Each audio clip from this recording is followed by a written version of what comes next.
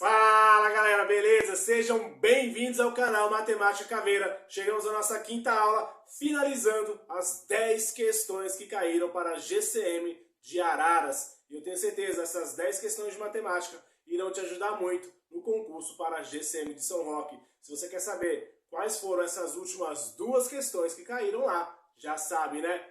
Vem comigo que no caminho eu te explico.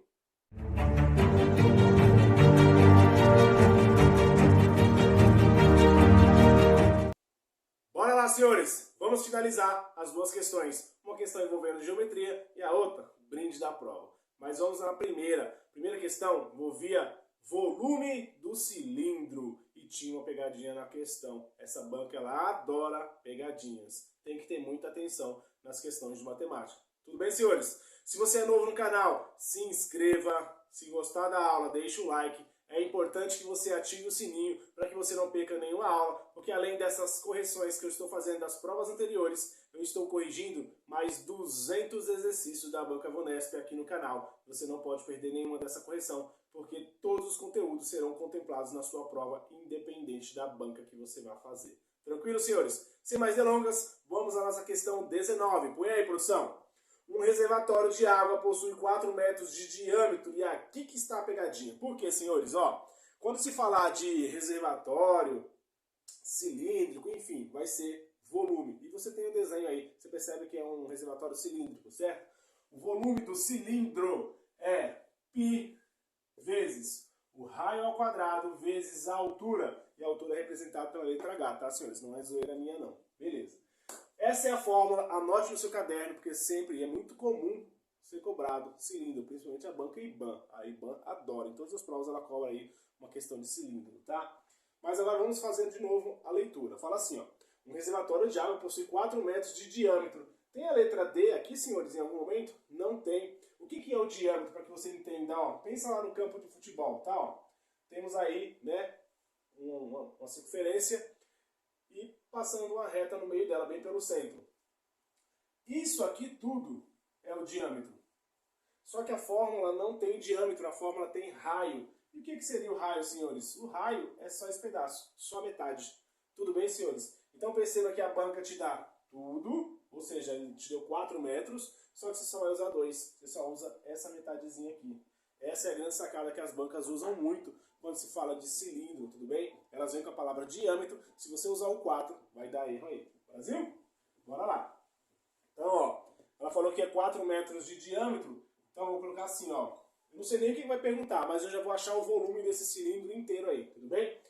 O π, ela colocou no finalzinho, vocês vão ver quando eu terminar a leitura, mas mesmo que não coloque, tá? Sempre será 3,14. Só vai mudar se ela afirmar, ó, considere o π igual a 3. Aí você vai usar o 3. Se ela não falar nada, sempre será 3,14. Tudo bem? Então, ó, raio é metade do diâmetro. Então, ao invés de eu usar aquele 4 que ela me deu, eu vou usar o 2. Só que é raio ao quadrado. Então, eu coloco 2 ao quadrado.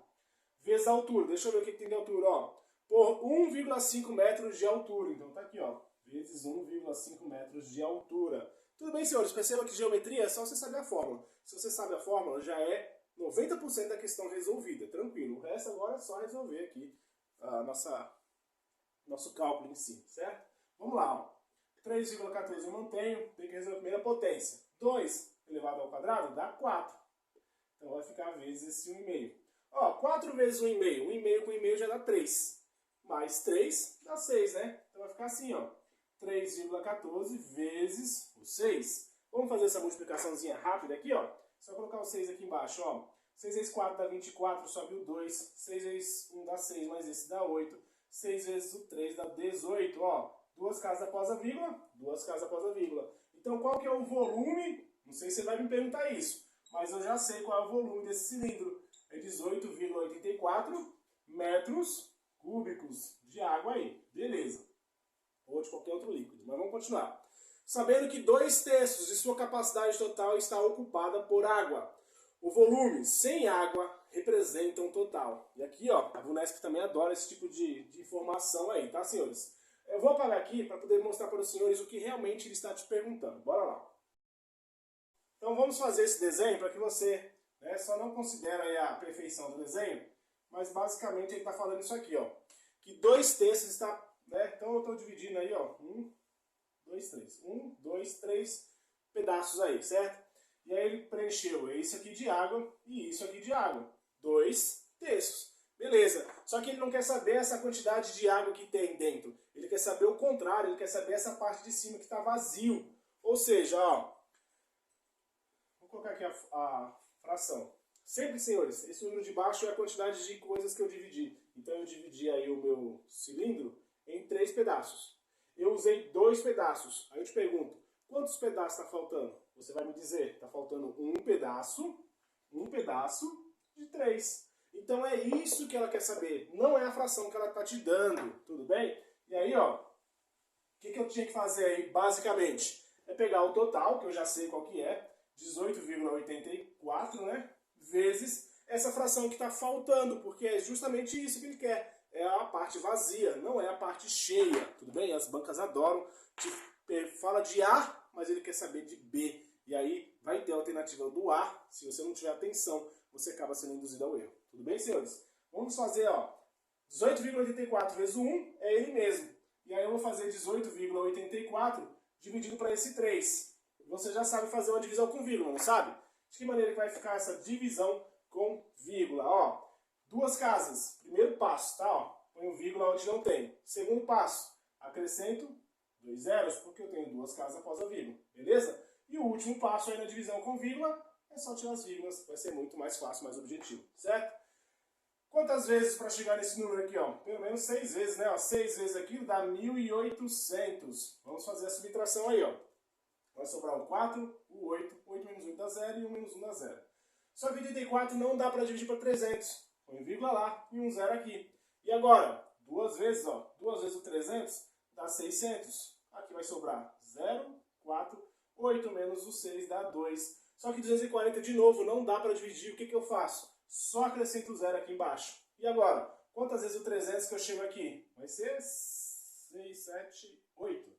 8 vezes o 3 dá 24. E aqueles 2 zeros eu acrescento aqui. E aqui vai zerar. Tudo bem, senhores? Então essa é a minha alternativa correta aí. É a parte vazia que ele quer saber. Deixa eu dar uma olhada aí, produção. É a alternativa B de bravo. Percebe que é só saber a fórmula? Se você, claro, você precisa saber a fórmula, você precisa saber ideia de potência, você precisa saber fazer uma multiplicação com vírgula, uma divisão com vírgula. Percebe que todos os conceitos vão se encaixando aí para que você consiga resolver uma questão que nem é tão difícil. Tudo bem, senhores? E antes de eu finalizar a nossa última questão, já dou uma dica para os senhores. Eu recebi nessa última semana algumas provas aplicadas no último domingo pela banca ABCP. Então, quando tiver na última semana ali para chegar a prova de vocês, lá em São Roque, eu irei corrigir mais algumas questões para ampliar o conhecimento dos senhores. Lembrando, senhores, que além dessas 10 exercícios que eu estou corrigindo da prova de Araras, já tinha outros 10 exercícios aplicados pela mesma banca em outras cidades. Então assistam todas elas, cada uma vai te dar um suporte a mais para que você consiga arrebentar na sua prova. Tudo bem? Bora para a nossa última questão. Bora lá, senhores, nossa última questão. Senhores, essa prova para Araras nem foi tão difícil, tá? E teve muitos alunos que realmente me chamaram, falaram que acertaram 8, 9 questões. Teve alguns que me chamaram e falaram que gabaritaram matemática. Alguns também me falaram que melhorou muito. Não foi assim que tinha que ser, né? 80, 90%. Mas acertou 5, 6. Isso é muito importante. Você tem que estudar, se dedicar, que vai dar certo. Tudo bem? Esquece o trauma de matemática. Tenho mostrado para os senhores que nem é tão difícil assim. E eu venho passando os bizu para que você consiga responder as questões. Brasil, senhores? Então, ó, não esqueça. Ativa o sininho, deixa o like e bora para a nossa última questão. Férias. Bora lá. Questão 20. Analise os grupos A, B e C. Tá aqui, ó. A, B e C. Beleza. Aí parece ser uma questão de conjunto. Meu Deus, que dificuldade. Vamos ver. Em seguida, assinale a alternativa correta.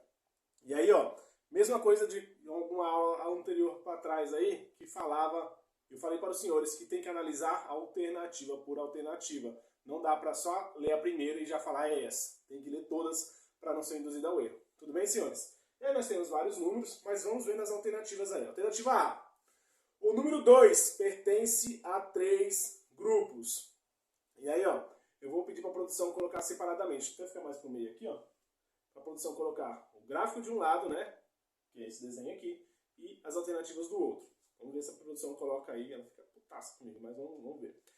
O número 2 pertence a 3 grupos. Deixa eu ver. O número 2 pertence ao grupo A e também ao grupo B. Então ele não pertence a 3, ele só pertence a 2 grupos. Então a alternativa A está errada. Brasil?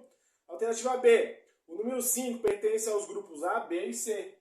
Opa, o número 5 só pertence ao C, ele não pertence aos 3. Então percebe que é uma questão fácil, senhores?